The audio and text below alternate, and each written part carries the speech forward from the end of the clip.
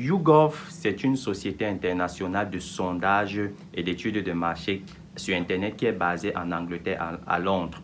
Alors, je vous en parle pourquoi? Tout simplement parce que le lundi dernier, dans le 22 mars, elle a produit un rapport de sondage sur la méfiance des Européens vis-à-vis du vaccin d'AstraZeneca. Et les résultats sont assez remarquables.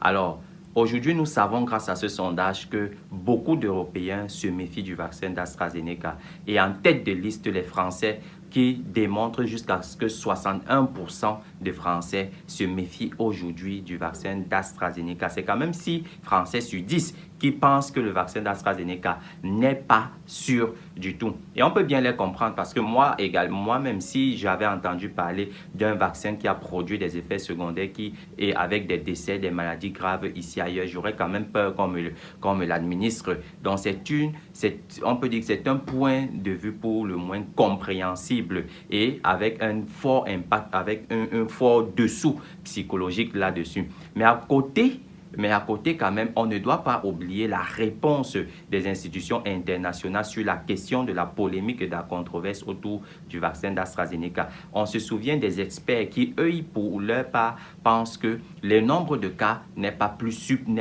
significativement plus important que ce qu'on rencontre dans la population en général en termes de prévalence de thromboembolie. On se souvient également, et j'en parlais dans une vidéo précédente que je vous invite à cliquer sur le lien ci-dessus pour aller encore regarder la réponse de l'Organisation mondiale de la santé sur la polémique du vaccin et la suspension de l'administration de ce vaccin dans les pays européens, qui a dressé sa réponse sur 3 arguments. En l'occurrence, le premier, c'était que le vaccin, la thromboembolie, c'est quand même la 3e maladie cardiovasculaire la plus fréquente au monde et que ces personnes aient pu manifester cette thromboembolie parce qu'ils avaient des facteurs de risque et non parce que c'est le vaccin qui a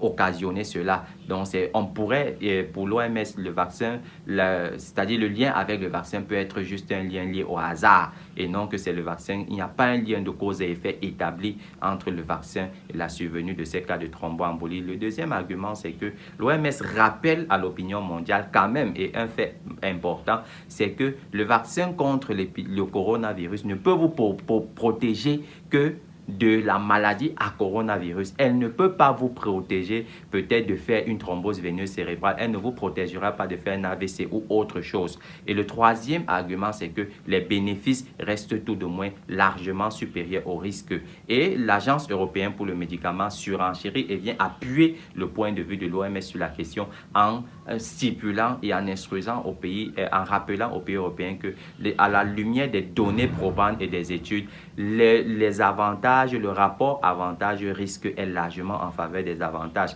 AstraZeneca elle-même a fait une sortie toujours lundi dernier où elle rappelait encore l'innocuité de son vaccin et ses caractéristiques en termes de protection.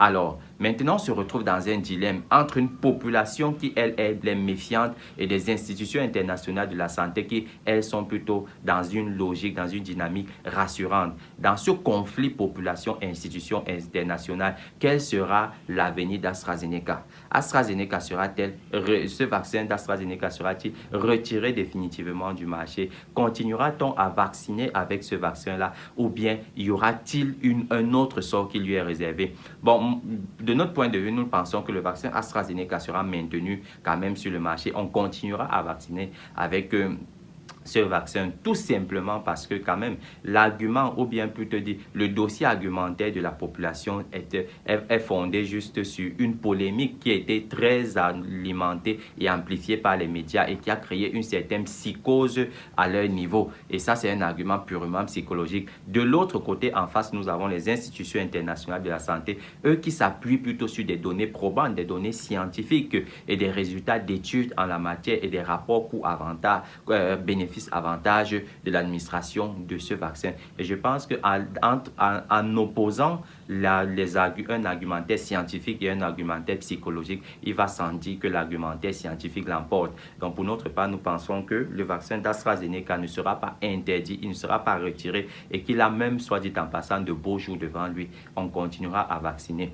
Ce que nous pouvons quand même ajouter quand même à bémol, c'est qu'au-delà même d'effectuer des campagnes de communication sur l'innocuité ou bien l'efficacité du vaccin d'AstraZeneca. Il faut également les autorités internationales, ces institutions internationales de la santé devraient également prévoir des campagnes communicationnelles à visée psychologique pour tous ces Européens-là qui aujourd'hui, pour qui dans leur tête le vaccin d'AstraZeneca, c'est un chemin, c'est un ticket vers l'hospitalisation ou c'est un ticket vers la morgue. Alors, il faut quand même encore ajouter que de récentes études, notamment l'étude écossaise de l'université d'Edinburgh, qui démontre fortement et avec des données très probantes que le vaccin d'AstraZeneca réduit jusqu'à 94% le taux d'hospitalisation suite à la maladie et que chez les sujets au-delà de 65 ans, le vaccin est efficace et les protège contre les formes graves jusqu'à 84%.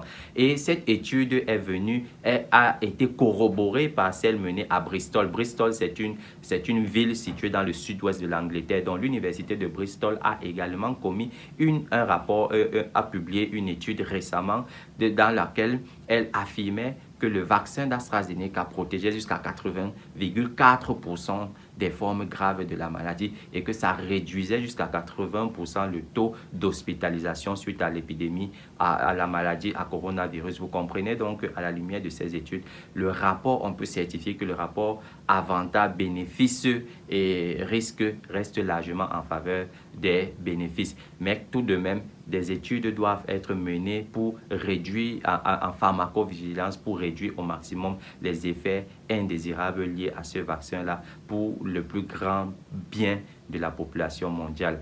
On se revoit bientôt pour une prochaine vidéo. Passez une excellente journée.